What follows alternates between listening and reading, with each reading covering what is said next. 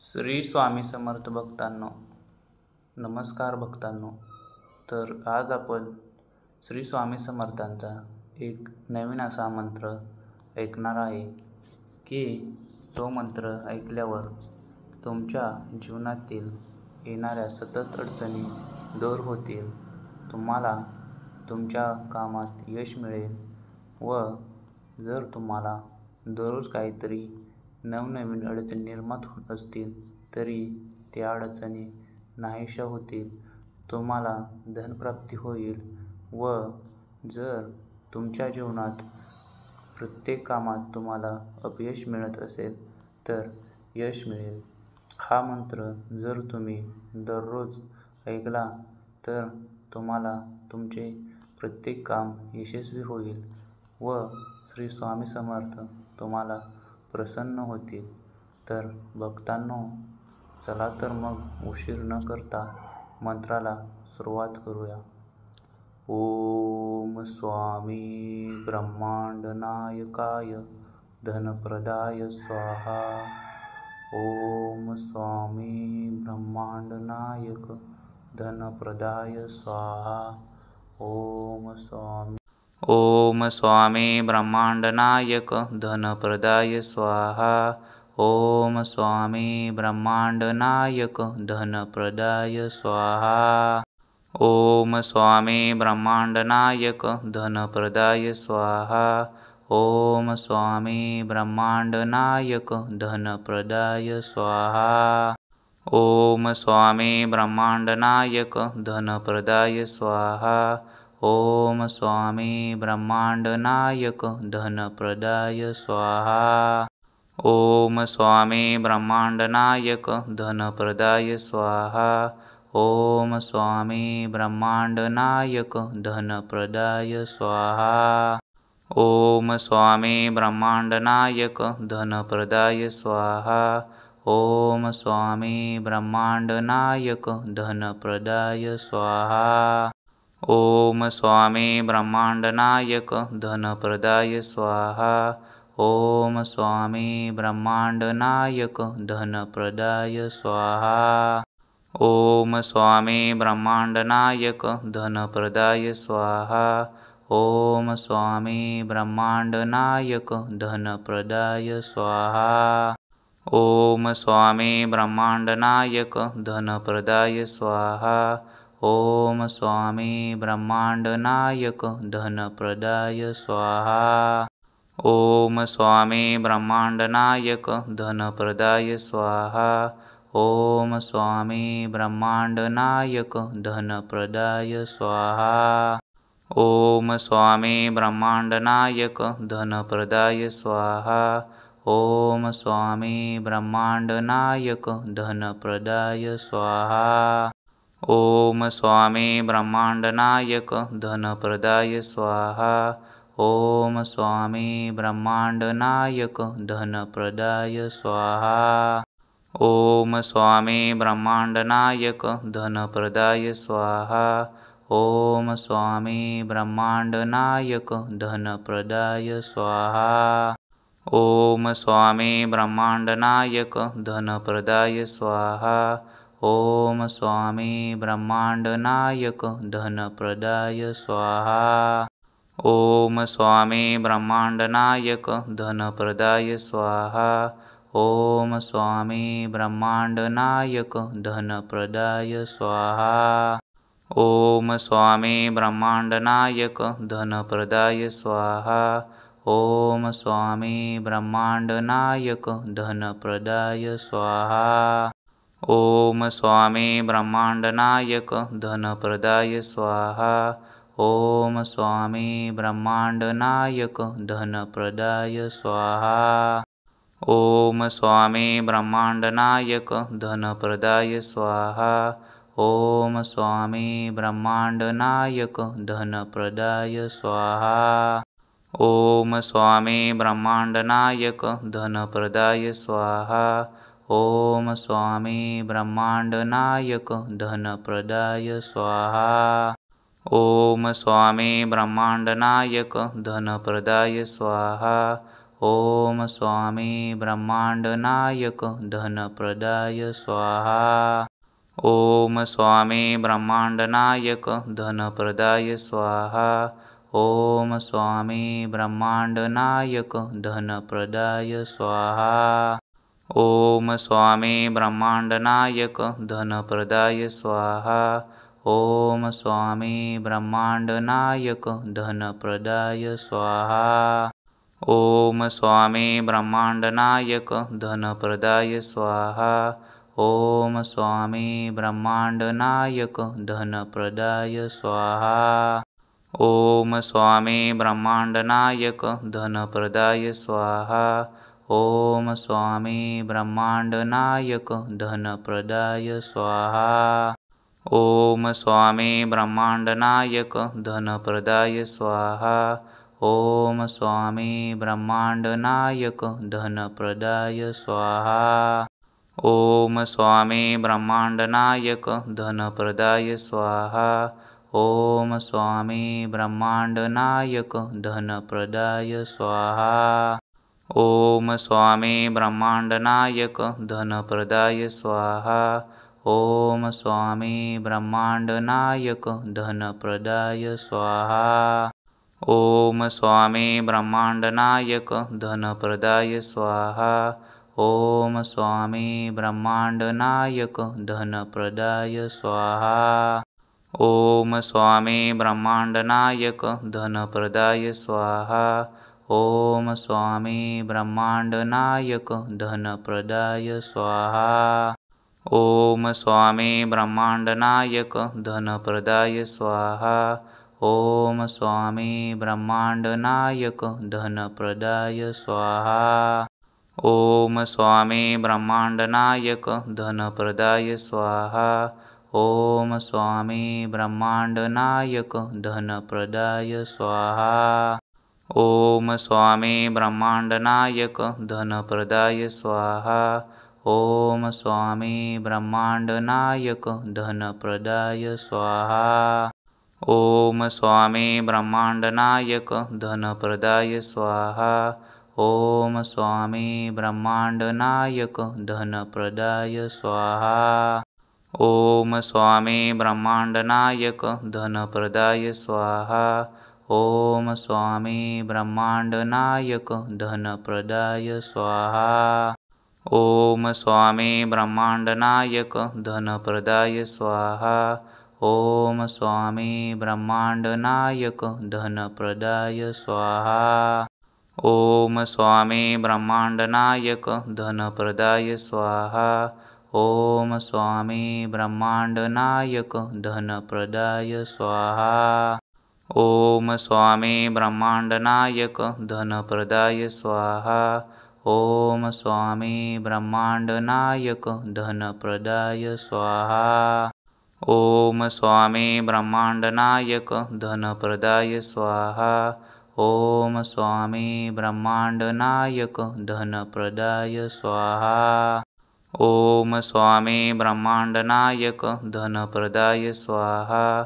ओम स्वामी ब्रह्मांडनायक धनप्रदाय स्वाहा। ओम स्वामी ब्रह्मांडनायक धनप्रदाय स्वाहा। ओम स्वामी ब्रह्मांडनायक धनप्रदाय स्वाहा। ओम स्वामी ब्रह्मांडनायक धनप्रदाय स्वाहा। ओम स्वामी ब्रह्मांडनायक धनप्रदाय स्वाहा। ओम स्वामी ब्रह्मांडनायक धनप्रदाय स्वाहा। ओम स्वामी ब्रह्मांडनायक धनप्रदाय स्वाहा। ओम स्वामी ब्रह्मांडनायक धनप्रदाय स्वाहा। ओम स्वामी ब्रह्मांडनायक धनप्रदाय स्वाहा। ओम स्वामी ब्रह्मांडनायक धनप्रदाय स्वाहा। ओम स्वामी ब्रह्मांडनायक धनप्रदाय स्वाहा। ओम स्वामी ब्रह्मांडनायक धनप्रदाय स्वाहा। ओम स्वामी ब्रह्मांडनायक धनप्रदाय स्वाहा। ओम स्वामी ब्रह्मांडनायक धनप्रदाय स्वाहा। ओम स्वामी ब्रह्मांडनायक धनप्रदाय स्वाहा। ओम स्वामी ब्रह्मांडनायक धनप्रदाय स्वाहा। ओम स्वामी ब्रह्मांडनायक धनप्रदाय स्वाहा। ओम स्वामी ब्रह्मांडनायक धनप्रदाय स्वाहा। ओम स्वामी ब्रह्मांडनायक धनप्रदाय स्वाहा। ओम स्वामी ब्रह्मांडनायक धनप्रदाय स्वाहा। ओम स्वामी ब्रह्मांडनायक धनप्रदाय स्वाहा। ओम स्वामी ब्रह्मांडनायक धनप्रदाय स्वाहा। ओम स्वामी ब्रह्मांडनायक धनप्रदाय स्वाहा। ओम स्वामी ब्रह्मांडनायक धनप्रदाय स्वाहा। ओम स्वामी ब्रह्मांडनायक धनप्रदाय स्वाहा। ओम स्वामी ब्रह्मांडनायक धनप्रदाय स्वाहा। ओम स्वामी ब्रह्मांडनायक धनप्रदाय स्वाहा। ओम स्वामी ब्रह्मांडनायक धनप्रदाय स्वाहा। ओम स्वामी ब्रह्मांडनायक धनप्रदाय स्वाहा। ओम स्वामी ब्रह्मांडनायक धनप्रदाय स्वाहा। ओम स्वामी ब्रह्मांडनायक धनप्रदाय स्वाहा। ओम स्वामी ब्रह्मांडनायक धनप्रदाय स्वाहा। ओम स्वामी ब्रह्मांडनायक धनप्रदाय स्वाहा। ओम स्वामी ब्रह्मांडनायक धनप्रदाय स्वाहा। ओम स्वामी ब्रह्मांडनायक धनप्रदाय स्वाहा। ओम स्वामी ब्रह्मांडनायक धनप्रदाय स्वाहा। ओम स्वामी ब्रह्मांडनायक धनप्रदाय स्वाहा। ओम स्वामी ब्रह्मांडनायक धनप्रदाय स्वाहा। ओम स्वामी ब्रह्मांडनायक धनप्रदाय स्वाहा। ओम स्वामी ब्रह्मांडनायक धनप्रदाय स्वाहा। ओम स्वामी ब्रह्मांडनायक धनप्रदाय स्वाहा। ओम स्वामी ब्रह्मांडनायक धनप्रदाय स्वाहा। ओम स्वामी ब्रह्मांडनायक धनप्रदाय स्वाहा। ओम स्वामी ब्रह्मांडनायक धनप्रदाय स्वाहा। ओम स्वामी ब्रह्मांडनायक धनप्रदाय स्वाहा। ओम स्वामी ब्रह्मांडनायक धनप्रदाय स्वाहा। ओम स्वामी ब्रह्मांडनायक धनप्रदाय स्वाहा। ओम स्वामी ब्रह्मांडनायक धनप्रदाय स्वाहा। ओम स्वामी ब्रह्मांडनायक धनप्रदाय स्वाहा। ओम स्वामी ब्रह्मांडनायक धनप्रदाय स्वाहा। ओम स्वामी ब्रह्मांडनायक धनप्रदाय स्वाहा। ओम स्वामी ब्रह्मांडनायक धनप्रदाय स्वाहा। ओम स्वामी ब्रह्मांडनायक धनप्रदाय स्वाहा। ओम स्वामी ब्रह्मांडनायक धनप्रदाय स्वाहा। ओम स्वामी ब्रह्मांडनायक धनप्रदाय स्वाहा। ओम स्वामी ब्रह्मांडनायक धनप्रदाय स्वाहा। ओम स्वामी ब्रह्मांडनायक धनप्रदाय स्वाहा। ओम स्वामी ब्रह्मांडनायक धनप्रदाय स्वाहा। ओम स्वामी ब्रह्मांडनायक धनप्रदाय स्वाहा। ओम स्वामी ब्रह्मांडनायक धनप्रदाय स्वाहा। ओम स्वामी ब्रह्मांडनायक धनप्रदाय स्वाहा। ओम स्वामी ब्रह्मांडनायक धनप्रदाय स्वाहा। ओम स्वामी ब्रह्मांडनायक धनप्रदाय स्वाहा। ओम स्वामी ब्रह्मांडनायक धनप्रदाय स्वाहा। ओम स्वामी ब्रह्मांडनायक धनप्रदाय स्वाहा। ओम स्वामी ब्रह्मांडनायक धनप्रदाय स्वाहा। ओम स्वामी ब्रह्मांडनायक धनप्रदाय स्वाहा। ओम स्वामी ब्रह्मांडनायक धनप्रदाय स्वाहा। ओम स्वामी ब्रह्मांडनायक धनप्रदाय स्वाहा। ओम स्वामी ब्रह्मांडनायक धनप्रदाय स्वाहा। ओम स्वामी ब्रह्मांडनायक धनप्रदाय स्वाहा। ओम स्वामी ब्रह्मांडनायक धनप्रदाय स्वाहा। ओम स्वामी ब्रह्मांडनायक धनप्रदाय स्वाहा। ओम स्वामी ब्रह्मांडनायक धनप्रदाय स्वाहा। ओम स्वामी ब्रह्मांडनायक धनप्रदाय स्वाहा। ओम स्वामी ब्रह्मांडनायक धनप्रदाय स्वाहा। ओम स्वामी ब्रह्मांडनायक धनप्रदाय स्वाहा। ओम स्वामी ब्रह्मांडनायक धनप्रदाय स्वाहा। ओम स्वामी ब्रह्मांडनायक धनप्रदाय स्वाहा। ओम स्वामी ब्रह्मांडनायक धनप्रदाय स्वाहा। ओम स्वामी ब्रह्मांडनायक धनप्रदाय स्वाहा। ओम स्वामी ब्रह्मांडनायक धनप्रदाय स्वाहा। ओम स्वामी ब्रह्मांडनायक धनप्रदाय स्वाहा। ओम स्वामी ब्रह्मांडनायक धनप्रदाय स्वाहा। ओम स्वामी ब्रह्मांडनायक धनप्रदाय स्वाहा। ओम स्वामी ब्रह्मांडनायक धनप्रदाय स्वाहा। ओम स्वामी ब्रह्मांडनायक धनप्रदाय स्वाहा। ओम स्वामी ब्रह्मांडनायक धनप्रदाय स्वाहा। ओम स्वामी ब्रह्मांडनायक धनप्रदाय स्वाहा। ओम स्वामी ब्रह्मांडनायक धनप्रदाय स्वाहा। ओम स्वामी ब्रह्मांडनायक धनप्रदाय स्वाहा। ओम स्वामी ब्रह्मांडनायक धनप्रदाय स्वाहा। ओम स्वामी ब्रह्मांडनायक धनप्रदाय स्वाहा।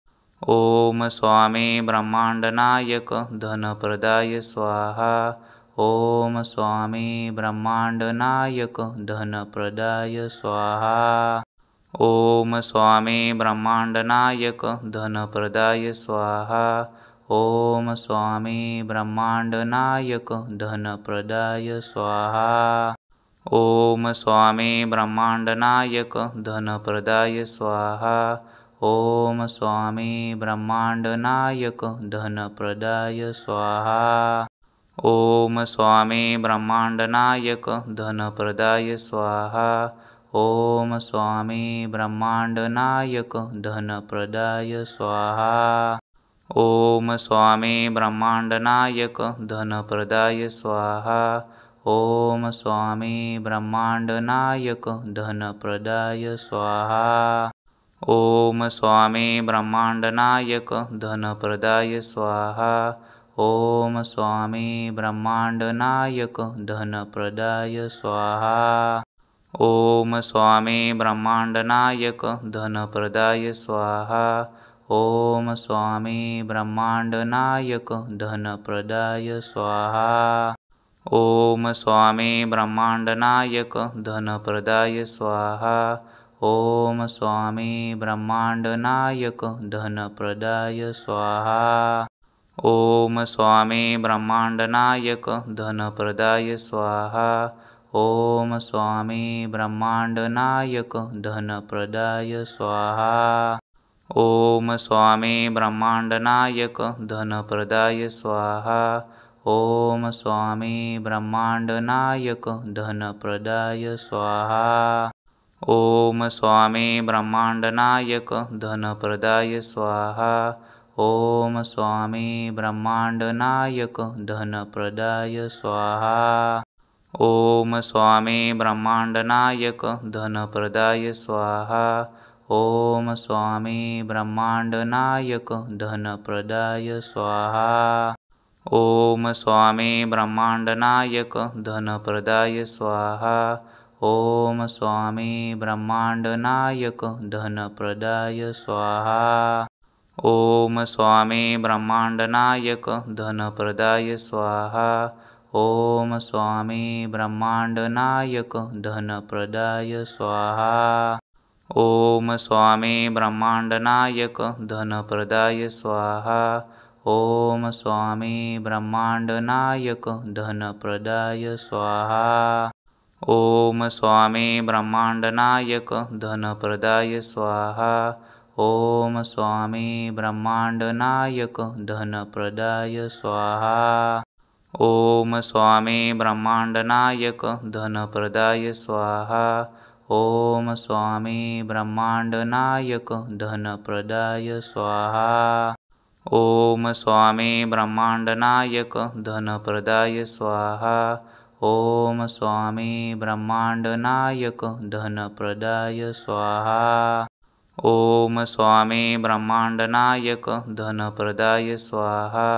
ओम स्वामी ब्रह्मांडनायक धनप्रदाय स्वाहा। ओम स्वामी ब्रह्मांडनायक धनप्रदाय स्वाहा।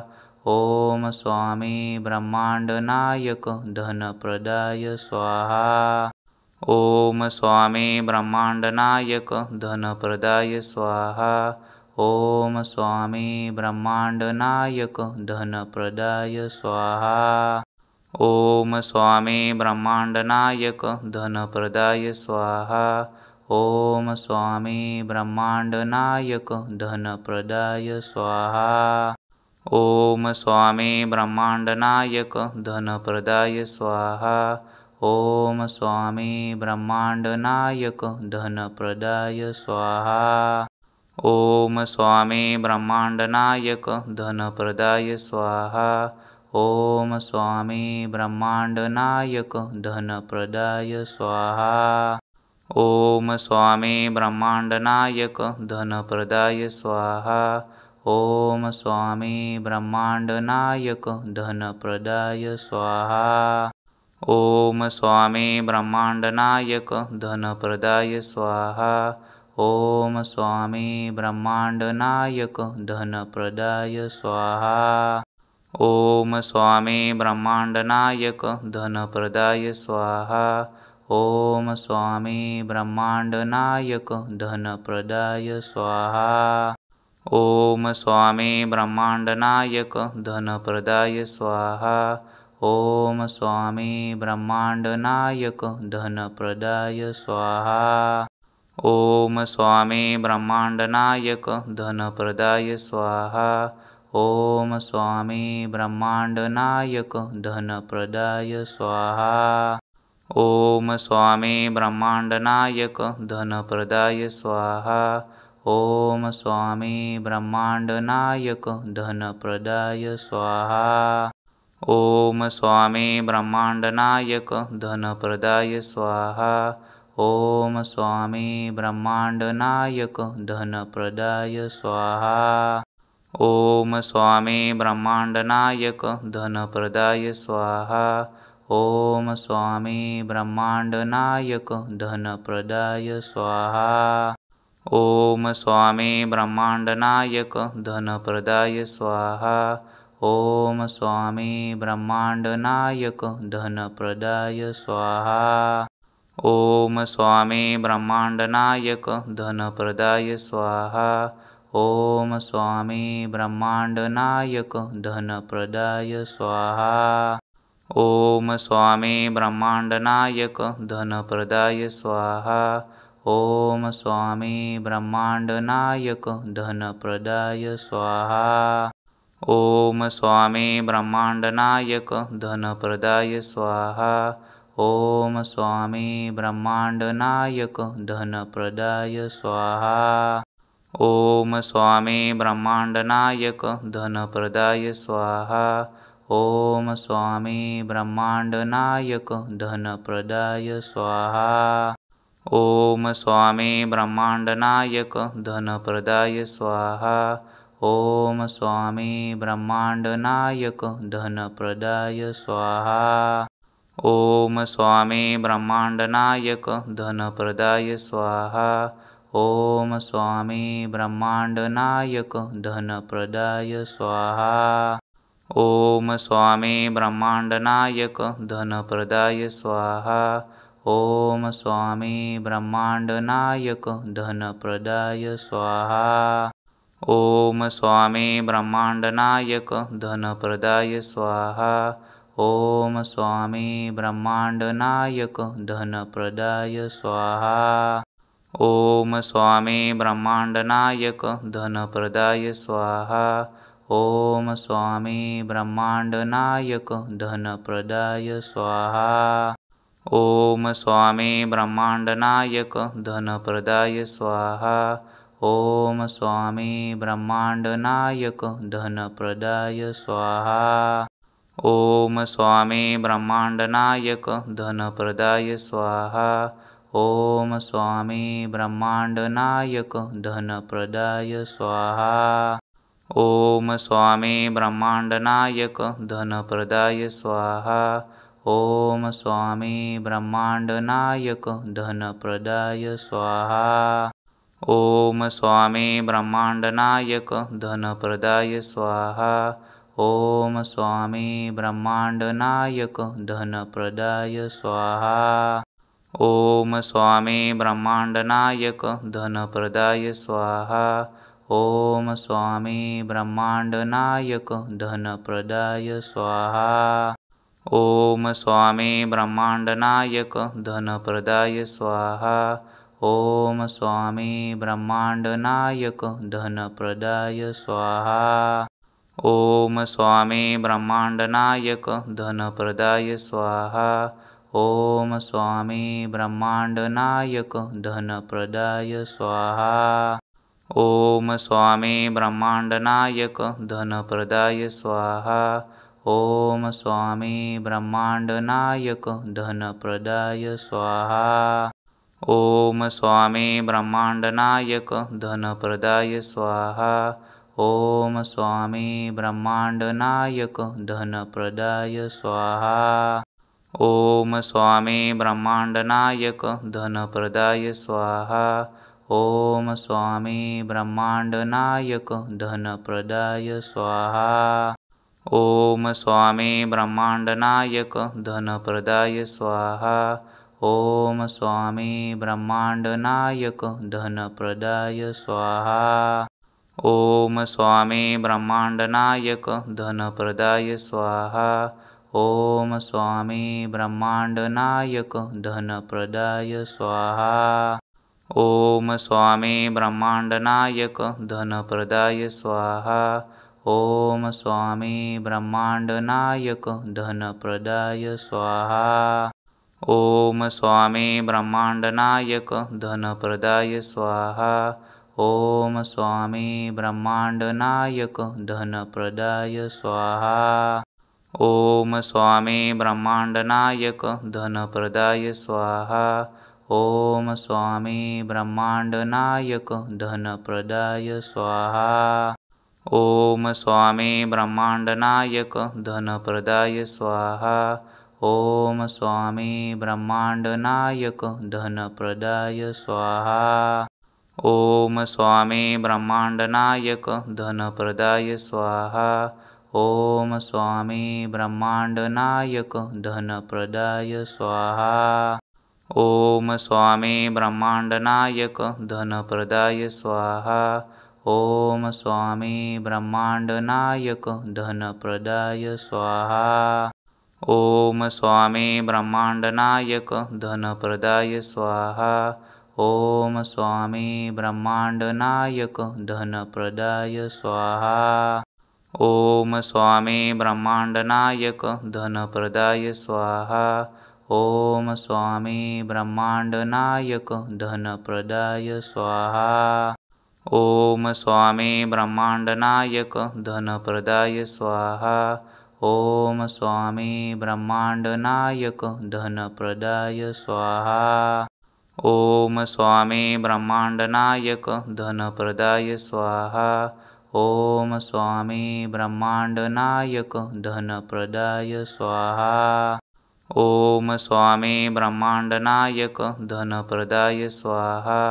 ओम स्वामी ब्रह्मांडनायक धनप्रदाय स्वाहा। ओम स्वामी ब्रह्मांडनायक धनप्रदाय स्वाहा। ओम स्वामी ब्रह्मांडनायक धनप्रदाय स्वाहा।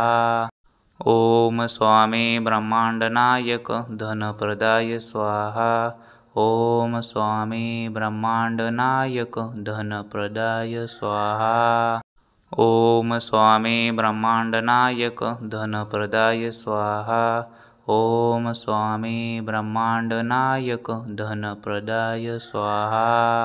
ओम स्वामी ब्रह्मांडनायक धनप्रदाय स्वाहा। ओम स्वामी ब्रह्मांडनायक धनप्रदाय स्वाहा। ओम स्वामी ब्रह्मांडनायक धनप्रदाय स्वाहा। ओम स्वामी ब्रह्मांडनायक धनप्रदाय स्वाहा। ओम स्वामी ब्रह्मांडनायक धनप्रदाय स्वाहा। ओम स्वामी ब्रह्मांडनायक धनप्रदाय स्वाहा। ओम स्वामी ब्रह्मांडनायक धनप्रदाय स्वाहा। ओम स्वामी ब्रह्मांडनायक धनप्रदाय स्वाहा। ओम स्वामी ब्रह्मांडनायक धनप्रदाय स्वाहा। ओम स्वामी ब्रह्मांडनायक धनप्रदाय स्वाहा। ओम स्वामी ब्रह्मांडनायक धनप्रदाय स्वाहा। ओम स्वामी ब्रह्मांडनायक धनप्रदाय स्वाहा। ओम स्वामी ब्रह्मांडनायक धनप्रदाय स्वाहा। ओम स्वामी ब्रह्मांडनायक धनप्रदाय स्वाहा। ओम स्वामी ब्रह्मांडनायक धनप्रदाय स्वाहा। ओम स्वामी ब्रह्मांडनायक धनप्रदाय स्वाहा। ओम स्वामी ब्रह्मांडनायक धनप्रदाय स्वाहा। ओम स्वामी ब्रह्मांडनायक धनप्रदाय स्वाहा। ओम स्वामी ब्रह्मांडनायक धनप्रदाय स्वाहा। ओम स्वामी ब्रह्मांडनायक धनप्रदाय स्वाहा। ओम स्वामी ब्रह्मांडनायक धनप्रदाय स्वाहा। ओम स्वामी ब्रह्मांडनायक धनप्रदाय स्वाहा। ओम स्वामी ब्रह्मांडनायक धनप्रदाय स्वाहा। ओम स्वामी ब्रह्मांडनायक धनप्रदाय स्वाहा। ओम स्वामी ब्रह्मांडनायक धनप्रदाय स्वाहा। ओम स्वामी ब्रह्मांडनायक धनप्रदाय स्वाहा। ओम स्वामी ब्रह्मांडनायक धनप्रदाय स्वाहा। ओम स्वामी ब्रह्मांडनायक धनप्रदाय स्वाहा। ओम स्वामी ब्रह्मांडनायक धनप्रदाय स्वाहा। ओम स्वामी ब्रह्मांडनायक धनप्रदाय स्वाहा। ओम स्वामी ब्रह्मांडनायक धनप्रदाय स्वाहा। ओम स्वामी ब्रह्मांडनायक धनप्रदाय स्वाहा। ओम स्वामी ब्रह्मांडनायक धनप्रदाय स्वाहा। ओम स्वामी ब्रह्मांडनायक धनप्रदाय स्वाहा। ओम स्वामी ब्रह्मांडनायक धनप्रदाय स्वाहा। ओम स्वामी ब्रह्मांडनायक धनप्रदाय स्वाहा। ओम स्वामी ब्रह्मांडनायक धनप्रदाय स्वाहा। ओम स्वामी ब्रह्मांडनायक धनप्रदाय स्वाहा। ओम स्वामी ब्रह्मांडनायक धनप्रदाय स्वाहा। ओम स्वामी ब्रह्मांडनायक धनप्रदाय स्वाहा। ओम स्वामी ब्रह्मांडनायक धनप्रदाय स्वाहा। ओम स्वामी ब्रह्मांडनायक धनप्रदाय स्वाहा। ओम स्वामी ब्रह्मांडनायक धनप्रदाय स्वाहा। ओम स्वामी ब्रह्मांडनायक धनप्रदाय स्वाहा। ओम स्वामी ब्रह्मांडनायक धनप्रदाय स्वाहा। ओम स्वामी ब्रह्मांडनायक धनप्रदाय स्वाहा। ओम स्वामी ब्रह्मांडनायक धनप्रदाय स्वाहा। ओम स्वामी ब्रह्मांडनायक धनप्रदाय स्वाहा। ओम स्वामी ब्रह्मांडनायक धनप्रदाय स्वाहा। ओम स्वामी ब्रह्मांडनायक धनप्रदाय स्वाहा।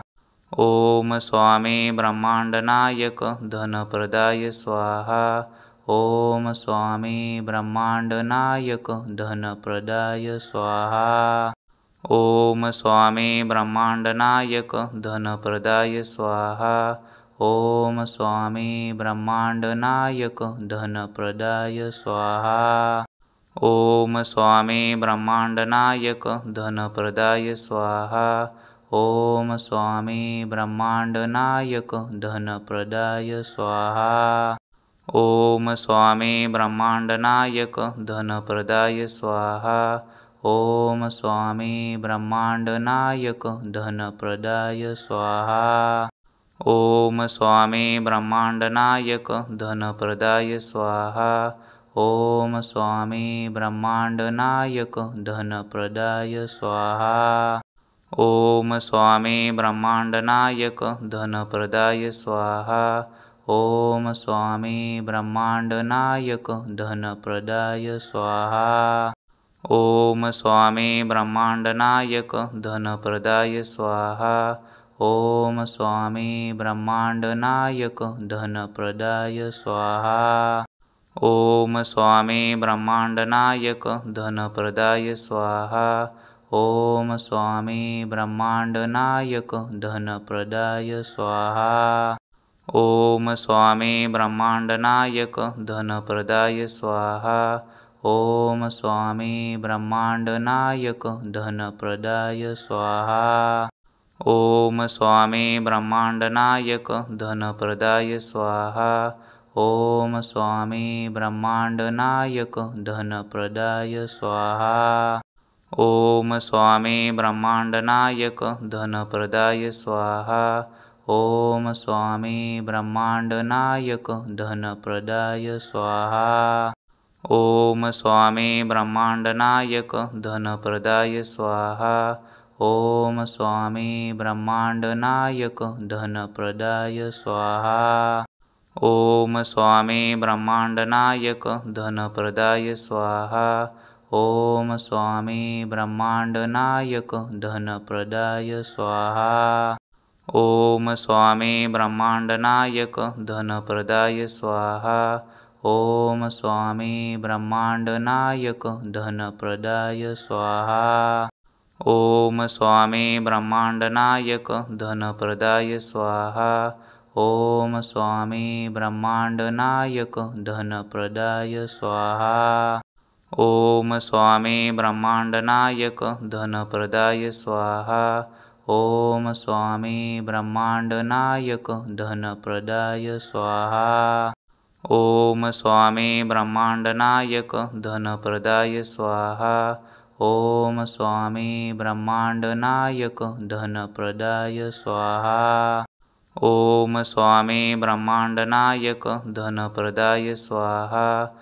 ओम स्वामी ब्रह्मांडनायक धनप्रदाय स्वाहा। ओम स्वामी ब्रह्मांडनायक धनप्रदाय स्वाहा। ओम स्वामी ब्रह्मांडनायक धनप्रदाय स्वाहा। ओम स्वामी ब्रह्मांडनायक धनप्रदाय स्वाहा। ओम स्वामी ब्रह्मांडनायक धनप्रदाय स्वाहा। ओम स्वामी ब्रह्मांडनायक धनप्रदाय स्वाहा। ओम स्वामी ब्रह्मांडनायक धनप्रदाय स्वाहा।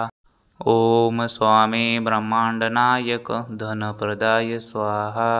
ओम स्वामी ब्रह्मांडनायक धनप्रदाय स्वाहा। ओम स्वामी ब्रह्मांडनायक धनप्रदाय स्वाहा। ओम स्वामी ब्रह्मांडनायक धनप्रदाय स्वाहा। ओम स्वामी ब्रह्मांडनायक धनप्रदाय स्वाहा। ओम स्वामी ब्रह्मांडनायक धनप्रदाय स्वाहा. ओम स्वामी ब्रह्मांडनायक